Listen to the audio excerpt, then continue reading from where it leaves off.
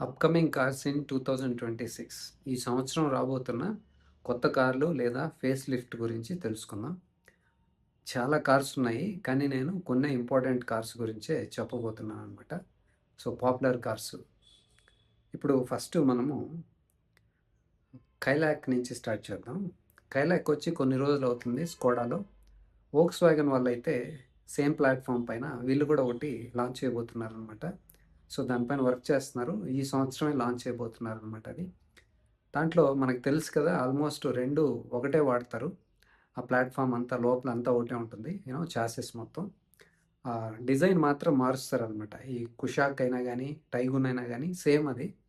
కాస్త వాళ్ళు design, colour pattern అదంతా మారుస్తారు. సో, ఇప్పుడు ఉదాహరణకి సుజుకి కార్లు, టొయోటా కార్లు ఉన్నాయి కదా! సేమ్ కార్లు బ్యాడ్జ్ మాత్రం వేరే ఉంటుంది. డిజైన్ కాస్త వేరే ఉంటుంది.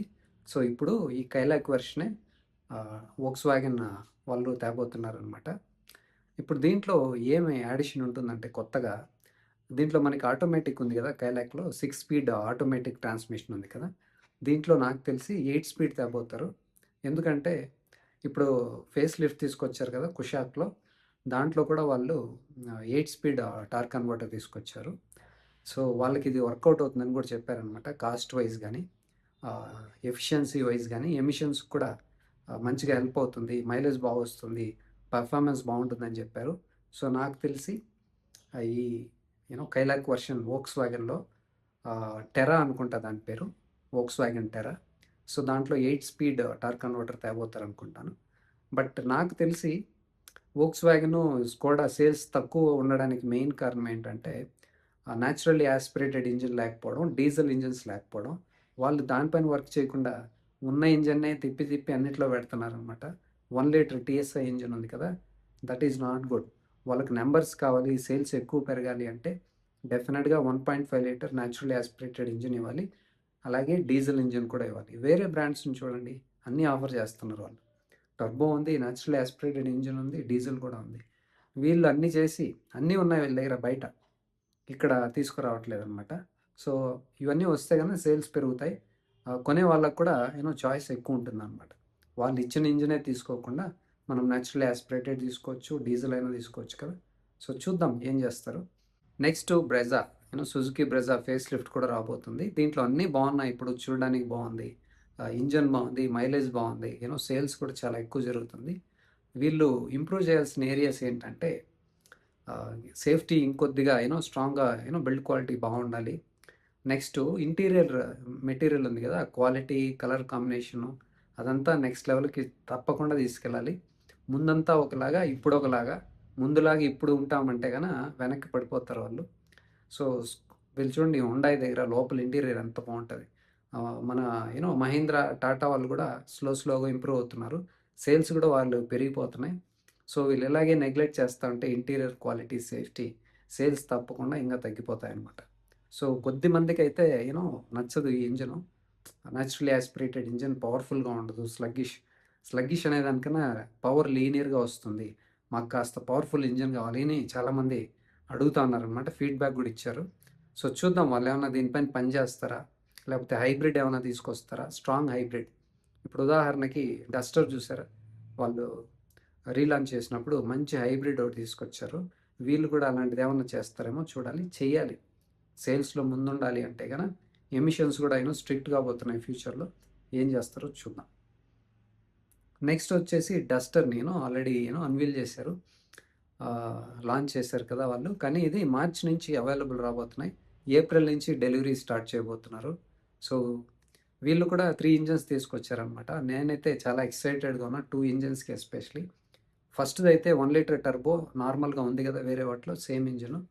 నెక్స్ట్‌ది 1.3 లీటర్ 163 హార్స్ పవర్ అనుకుంటానది. చాలా పవర్‌ఫుల్‌గా ఉంది.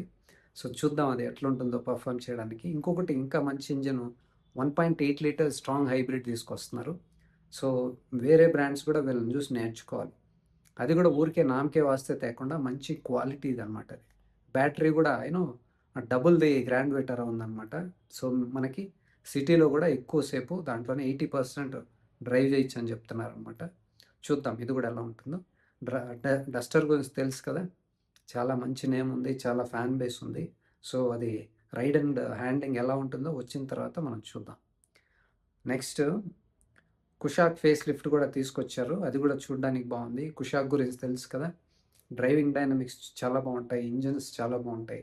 యూనో మీకు డ్రైవింగ్ ఎంజాయ్ చేయాలి, కార్ ఎంతూజిస్ట్ అంటే కదా కుషాక్, వోక్స్ వ్యాగన్స్ కూడా ఏ కాలైనా చాలా బాగుంటాయి. చూద్దాం. ఇది కూడా సెగ్మెంట్ ఫస్ట్ కూడా చాలా తీసుకొచ్చారు. స్టాండర్డ్ సన్ రూఫ్ అనేసి ఇలా చాలాగా. ఇది కూడా ప్రైస్ 11 lakhs నుంచి స్టార్ట్ కాబోతుంది. సో డస్టర్ కూడా 11 lakhs నుంచి స్టార్ట్ అవుతుంది అనుకుంటున్నాను. చూద్దాం. నెక్స్ట్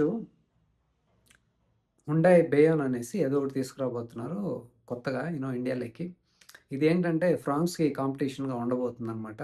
సో చూద్దాం ఎప్పుడు వస్తుందో అది. ఇంజన్ ఏం తీసుకొస్తారో, సేఫ్టీ, వీళ్ళు మెయిన్ కొత్త మోడల్స్ తీసుకురావడం, ఫేస్ లిఫ్ట్ తీసుకురావడం ఇంపార్టెంట్ కదా. ఎస్పెషలీ హుండాయ్ వాళ్ళ సేల్స్ చూసారా, ఎక్కడో సెకండ్లో ఉన్న వాళ్ళు 4th పొజిషన్లో ఉన్నారనమాట.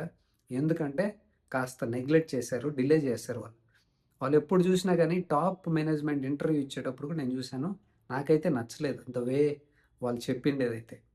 We are happy with our position. ఇలాగే యూనో వాళ్ళు ఎప్పుడైనా కానీ అడిగితే కార్ల గురించి వాళ్ళు ఎప్పుడు దేనికి ఎంఫసైజ్ చేస్తారంటే ఫీచర్స్.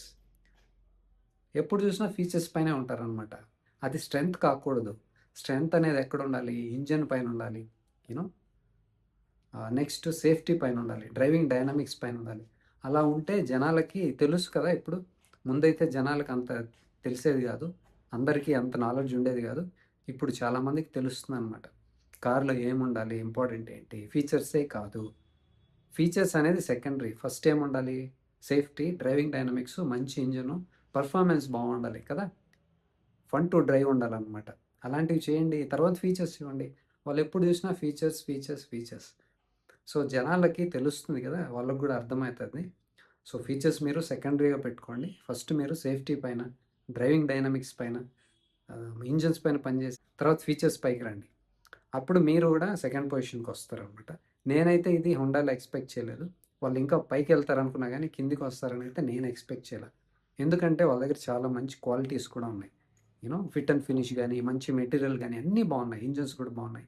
కాస్త ఫన్ టు డ్రైవ్ ఇంజన్ లాంటివి, డ్రైవింగ్ డైనమిక్స్, సేఫ్టీ పైన వర్క్ చేస్తే వాళ్ళు నిజంగా పైకి వెళ్తారనమాట. మనకు మంచిదే కదా. ఇంకోటి వాళ్ళ దగ్గర ప్రాబ్లం ఏంటంటే ఆప్షన్స్ ఎక్కువ లేవు. ఇప్పుడు 4-wheel డ్రైవ్ ఉంది కదా, జిమ్నీ, తార్ లాగా, అలాంటిది ఎందుకు లాంచ్ చేయలేదు? వాళ్ళు వచ్చి ఇన్ని సంవత్సరాలు అవుతుంది ఇండియాలోకి. ఆప్షన్స్ పెట్టాలి, పెట్టరు. పంచ్ కాంపిటీషన్ ఎక్స్ట్రా తీసుకొచ్చారు. ఆ డిజైన్ అయితే బాక్సే డిజైనే కాదు అది. సో ఇలాంటివి చూసుకోవాలి. సేఫ్టీ కూడా క్రాష్ టెస్ట్ చేయలేదు ఇంకా ఎక్స్ట్రా. సో సీరియస్గా ఉండాలన్నమాట. నెక్స్ట్ నిస్సాన్ గ్రావైట్ రాబోతుందన్నమాట ఈ సంవత్సరం. ఇది ఏంటంటే నిస్సాన్ గ్రావైట్ అనేది కొత్త మోడల్ ఏం కాదు. ఇది మన రెనాల్డ్ దగ్గర ఉంది కదా ట్రైబరు, దాన్నే వీళ్ళు రీబ్యాడ్ చేసి అమ్ముతున్నారనమాట. సో లోపలైతే ఇంజను, మెకానికల్స్ అంతా సేమ్ ఉంటాయి. మీకు డిజైన్, బ్రాండ్ వేరుగా ఉంటుంది అంతే. నెక్స్ట్ హుండాయ్ ఎక్స్టర్ కూడా ఫేస్ లిఫ్ట్ రాబోతుంది. ఇదైతే నేను లాంచ్కి ముందు చాలా ఎక్సైటెడ్గా ఉన్నాను. ఇది పంచ్ కాంపిటీషన్ తీసుకొస్తున్నారు. దీంట్లో క్వాలిటీ చాలా బాగుంటుంది కదా, fit finish, reliability, durability, service quality అంతా బాగుంటుంది. మంచిగా ఉండబోతుంది సేల్స్ అని నేనైతే ఎక్స్పెక్ట్ చేశా బిఫోర్ లాంచ్. అది వచ్చిన తర్వాత అయితే నన్నైతే డిసప్పాయింట్ చేసింది ఆ డిజైన్. యాక్చువల్లీ డిజైన్ అయితే బాక్సీ డిజైన్, ఎస్యూ డిజైనే కాదు అది. సో బాక్సీ డిజైన్, ఎస్యూ అంటే ఎలా ఉండాలి, ఇలా బాక్స్ లాగా ఉండాలన్నమాట. అదేంటో మిక్స్ చేసేసారు, అది క్రాస్ ఓవర్ లాగా చేశారు. నాకు తెలిసి ఐ10 సేమ్ ప్లాట్ఫామ్ తీసుకొని వాళ్ళు పైన మాత్రం హ్యాట్ ఉంది కదా, దాన్ని మాత్రం డిజైన్ మార్చారనమాట. ముందర కాస్త బోనెట్ని బాక్సీగా పెట్టారు, డిజైన్ ట్వీక్స్ చేశారనమాట. అది కూడా వెనక డైమండ్ కట్ ఉంది కదా, అది ఇవ్వకుండా ఉండాల్సింది. సో ఇంకోటి సస్పెన్షను, టైర్ సైజ్ కూడా వాళ్ళు అది పెట్టకుండా ఉండాల్సిందనమాట. సో చూద్దాం, వాళ్ళకు ఇప్పటికైనా లెసన్స్ నేర్చుకున్నారో లేదో తెలియదు. ఇంకొక పెద్ద మైనస్ పాయింట్ ఏంటంటే పంచ్ కాంపిటీషన్ అని చెప్పారు. లాంచ్ అప్పుడు మేము 5 స్టార్ సేఫ్టీ తీసుకొస్తున్నాయి, గ్యారంటీగా ఉన్నామన్నారు. ఇంతవరకు క్రాష్ టెస్టే చేయలేదు. అది వచ్చి ఎన్ని సంవత్సరాలు అవుతుంది? ఇంతవరకు క్రాష్ టెస్ట్కే పంపించే టైం లేదా? ఇంతవరకు క్రాష్ టెస్ట్ చేయాల. మళ్ళీ చూడండి సేల్స్, ఎక్స్టర్ ఎంత ఉంది, పంచ్ ఎంత ఉంది చూసారా? లాస్ట్ మంత్ అయితే 19,000+ అయింది టాటా పంచ్ సేల్స్. ఎక్స్టర్ది. సో ఇది ఏంటంటే మంచిగా ఏదైనా చేసేటప్పుడు 100% చేయాలన్నమాట. హాఫ్ కుక్డ్ లాగా చేయకూడదు. హాఫ్ హార్ట్‌తో చేయకూడదనమాట. జనాలకు కూడా అర్థమవుతుంది. ఆ డిజైన్ ఎలా ఉంది, ఆ క్వాలిటీ ఎలా ఉంది, సేఫ్టీ ఎలా ఉందని. సో, చూద్దాం ఈ ఫేస్ లిఫ్ట్‌లో ఇవన్నీ ఫిక్స్ చేస్తారేమో చూద్దాం. నెక్స్ట్ నిస్సాన్ టెక్ట్రాన్ అనేది రాబోతుందనమాట. ఇది కూడా చూడ్డానికి చాలా బాగుంది. ఇదేదో కొత్తదనుకోకండి. ఇది కూడా మన రెనాల్ట్ డస్టర్ ఉంది కదా! దాన్నే వీళ్ళు రీబ్యాడ్జింగ్ చేయబోతున్నారనమాట. సో, ప్రైజింగ్ అయితే నాకు తెలిసి రెనాల్ట్ కన్నా వీళ్ళు కాస్త తక్కువ పెడతారనుకుంటున్నాను. ఎందుకంటే వీళ్ళు ఆల్రెడీ ఒక్క కారే ఉంది వీళ్ళ దగ్గర. సో, కాంపిటీటివ్‌గా ప్రైస్ పెట్టాలి కాబట్టి వాళ్ళు తక్కువ పెట్టచ్చు. మేబీ 20,000-30,000 అలాగా తక్కువ ఉండొచ్చు డస్టర్ కన్నా. సో, ఇంకా పవర్ ట్రైన్ డీటెయిల్స్ అవేమి వీళ్ళు చెప్పలేదు, రివీల్ చేయలేదు. నాకు తెలిసి అన్ని ఇంజిన్స్ రాబోతాయి. డస్టర్‌లో ఉన్నవన్నీ దీంట్లో కూడా వస్తాయనుకుంటున్నాను. చూద్దాం. నెక్స్ట్ టైగూన్ ఫేస్ లిఫ్ట్ రాబోతుందనమాట. ఇది సిమిలర్ కదా! నేను చెప్పాను కదా! స్కోడా కుషాకు దీంట్లో వోక్స్‌వాగన్ టైగూన్ అనమాట. 2 ఒకటే ప్లాట్‌ఫామ్ లోపలంతా మెకానికల్‌గా. సో, బయట మాత్రం డిజైన్ వేరేగా ఉంటుంది. సో, ప్రైస్ కూడా కాస్త అలా ఇలా ఉండొచ్చు. సో, చూద్దాం అది వచ్చిన తర్వాత. డిజైన్ అయితే నాకు వోక్స్‌వాగన్ వాళ్ళవే బాగుంటాయన్నమాట చూడ్డానికి. సో, కొందరికి స్కోడా నచ్చొచ్చు. నాకైతే వోక్స్‌వాగన్ బాగుంటుంది. సో, నేను అది కూడా కైలాక్ కూడా చెప్పాను కదా! టెరా అనేసి. So, I'm waiting for that. వాళ్ళు ఏం చేంజెస్ చేస్తారు, డిజైన్ ఎలా పెడతారనేసి వోక్స్‌వాగన్‌లో. అలాగే టైగూన్‌లో కూడా ఎలా ఉంటుందో చూద్దాం. నెక్స్ట్ హోండా సిటీ కూడా ఫేస్ లిఫ్ట్ రాబోతుంది. సో, చూద్దాం. హోండా సిటీ కూడా ఒకప్పట్లో చాలా ఫ్యాన్స్ ఉండేవాళ్ళు. హోండాకే చాలామంది ఫ్యాన్స్ ఇంకా ఉన్నారు. ఓవరాల్ బ్రాండ్ నేను చెప్పేది.